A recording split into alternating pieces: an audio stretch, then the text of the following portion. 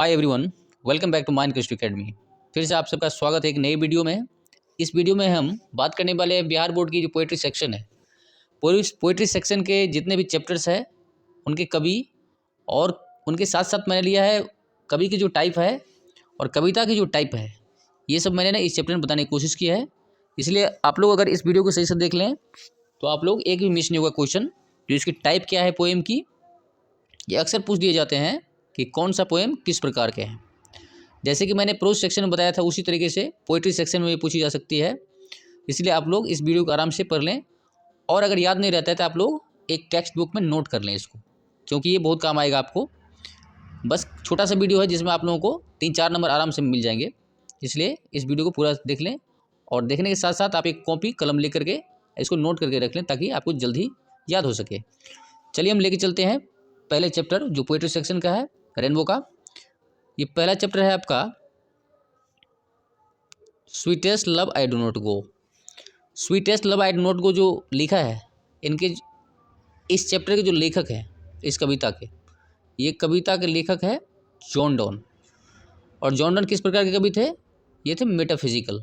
ये ध्यान रखना है, ये 2-3 चीज़ें जो आपको एग्जाम में काफ़ी हद तक मदद कर सकता है। अगर कविता की टाइप पूछता है तो आप लोग ध्यान रखना कि sweetest love I do not go एक लिरिक है, बस इतना याद रखना है आप लोगों को। चलते हैं अगले चैप्टर पे। अगली कविता है आपका song of my self. Song of my self एक कविता है जिसके पोइट है वाल्ट व्हिटमैन। वाल्ट व्हिटमैन किस प्रकार के कवि थे? तो ये थे पीपल्स पोइट, मतलब जन कवि। और इसकी जो टाइप है इस कविता का, अगर टाइप पूछा जाता है तो आपको ध्यान रखना है लिरिक और फ्री वर्स भी कह सकते हैं, मतलब लिरिक में फ्री वर्स है, ये ध्यान रखना है आपको। दूसरा चैप्टर जो आपका है उसके टाइप क्या है? लिरिक है। ये अक्सर पूछे जाते हैं और इस बार भी पूछने की संभावना बहुत ज़्यादा है, तो ये याद रखना आप लोग। तीसरा जो पोएम है आप सबका वो है no the leaves are falling fast.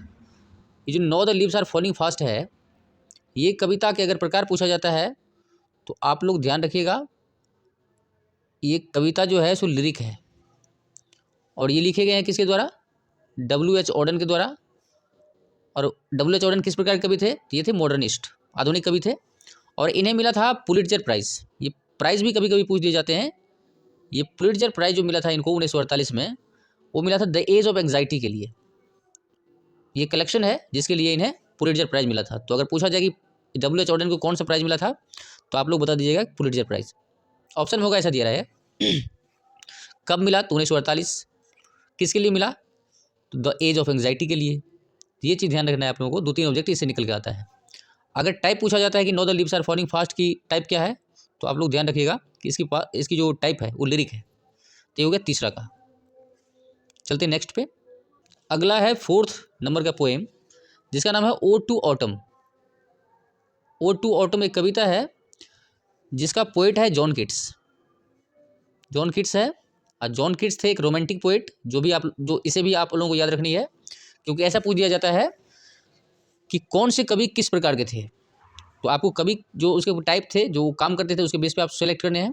तो जॉन किट्स जो थे वो रोमांटिक पोएट थे। तो 4 ऑप्शन देंगे, उनमें से आपको ध्यान रखना है जॉन किट्स रोमांटिक पोएट थे, तो जॉन किट्स याद रखिएगा जो रोमांटिक है। और अगर पूछा जाए कि जो इसकी टाइप क्या है पोएम की, ओड टू ऑटम की जो टाइप है, तो इसकी टाइप है ओड। ओड का मतलब प्रशंसा होता है। यहाँ पर ऑटम यानी पतझड़, पतझड़ का प्रशंसा किया गया है इसमें, इसी कारण से इसको ओड कहा गया है। तो मतलब चौथा नंबर का जो पोएम का टाइप है यह है ओड। ये बहुत ज़्यादा ध्यान रखना है आप सबको, जिससे कि एग्जाम में कोई दिक्कत नहीं होगी। अगला जो पोएम 5वां नंबर का है उसका नाम है एन एपिताफ। एन एपिताफ का जो पोएट है यह है वाल्टर डेलामेयर। वाल्टर डेलामेयर एन एपिताफ के कवि हैं और ये जो कविता है ये है लिरिक, एलेजी है, मतलब किसी के मरने पे जो गीत गाया जाता है उसको हम एलेजी कहते हैं। मतलब लिरिक ही है, क्योंकि लिरिक में क्या होता है कि जो पोइट जो होते हैं वो अपने फीलिंग को, अपने थॉट को एक्सप्रेस करते हैं, इसलिए इसको लिरिक कहा गया है। एलेजी है जो मरने के बाद जो गीत गाता है उसको एलेजी कहते हैं। अगला है 6 नंबर का। 6 नंबर का क्वेश्चन है सोल्जर, जिसके पोइट है रूपर्ट ब्रूक। रूपर्ट ब्रूक को जाना जाता वार पोइट के नाम से जाना जाता है। अगर पूछेगा कि वार पोइट कौन सा थे तो आप लोगों को ध्यान रखना है कि रूपर्ट ब्रूक थे वार पोइट। और टाइप ऑफ द पोएम अगर पूछेगा तो द सोल्जर एक सोनेट है। ये गलती यहाँ से टाइप हो गया है, जो मैं सही कर देता हूँ। यह है गलत, सोल्जर है एक सोनेट, आप लोगों को ध्यान रखना है। सोल्जर है एक सोनेट जो आप लोगों को ध्यान रखना है। लेते हैं अगला क्वेश्चन।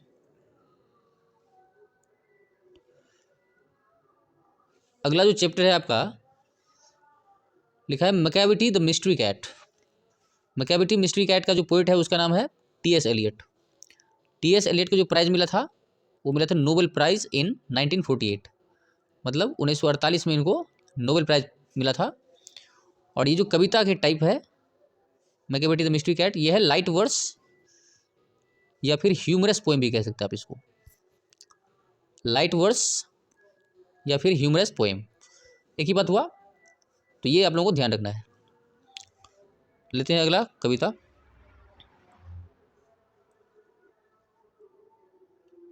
आठवां नंबर का जो कविता है आप सबका, उसका नाम है फायर हिम। ये जो फायर हिम कविता है इसके पोइट है के.की. अंदारूवाला। के.की. अंदारूवाला इस कविता का पोइट है। इनको जो प्राइज़ मिला था वो मिला था साहित्य अकादमी अवार्ड, इनको मिला था। अगर अवार्ड पूछा जाए तो इसको के.की. अंदारूवाला को ये अवार्ड मिला था। टाइप अगर पोएम का पूछा जाता है तो ये आप कह सकते हैं लैंडस्केप पोएम है, ये ध्यान रखना है आप सब। मतलब ये जो आपका फायर हिम है यह है लैंडस्केप पोएम, ये टाइप याद रखना है आप सबको। आठवां का हो गया।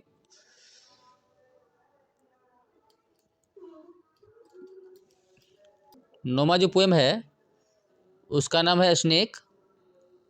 ये लिखा गया है डी.एच. लॉरेंस के द्वारा, ये ध्यान रखना आप सब। ये तो राइट, ये जो पोइट के नाम है ये याद होने ही चाहिए, प्रोज पोइट्री दोनों में, क्योंकि ये भी पूछे जाते हैं। तो आप लोग इसको याद कर लीजिएगा कि जो कौन सी कविता का जो कवि है कौन है ये रखना है। टाइप ऑफ द पोएम ये जो है नैरेटिव पोएम है, ये है नैरेटिव पोएम। स्नेक है नैरेटिव पोएम, याद रखना है, बस टाइप याद रखना है आपको। इसमें टाइप बता रहा हूँ मैं, डिटेल्स में बताऊँगा हर चैप्टर का अलग से, ये भी मैं सिर्फ टाइप बता रहा हूँ। ये हो गया 9th नंबर का। 10वां जो चैप्टर है पोइट्री का उसका नाम है my grandmother's house. My grandmother's house है, ये पोइटिस यानी कवित्री जो है इनका नाम है कमला दास। और कमला दास जो लिखी थी ये कविता, ये कविता कौन सी कविता थी? तो ये कविता थी एन ऑटोबायोग्राफिकल पोएम था, मतलब जीवनी के आधार पर था, इसलिए इसको ऑटोबायोग्राफिकल कहते हैं। तो ये 10 चैप्टर का मैंने बता दिया शॉर्टकट में, जिससे आप लोगों को बहुत काम आएगा अगर ये अच्छी तरह से देख लेते हैं। तो इसमें से अगर ऑब्जेक्टिव निकाला जाए तो कम से कम 8-10 नंबर आ ही जाते हैं। 8 बहुत काम आएगा आप लोगों को, 5-7 नंबर तो आराम से मिल जाएंगे अगर इसको आराम से देख लेते हैं। तो प्रोज का मैंने बना दिया है, अगर जिन्होंने प्रोज सेक्शन का डिस्क्रिप्शन इस तरीके से देखा नहीं है तो वो आराम से जाकर देख लें, क्योंकि दोनों मिलाकर दोनों से क्वेश्चन पूछे जाते हैं। आज मैंने पोइट्री का सेक्शन कर लिया है और डिटेल्स में लेके, जैसे कि हर चैप्टर का डिटेल्स लेके आएंगे हम, और कोई दिक्कत नहीं होगी समझने में। Thank you very much for watching.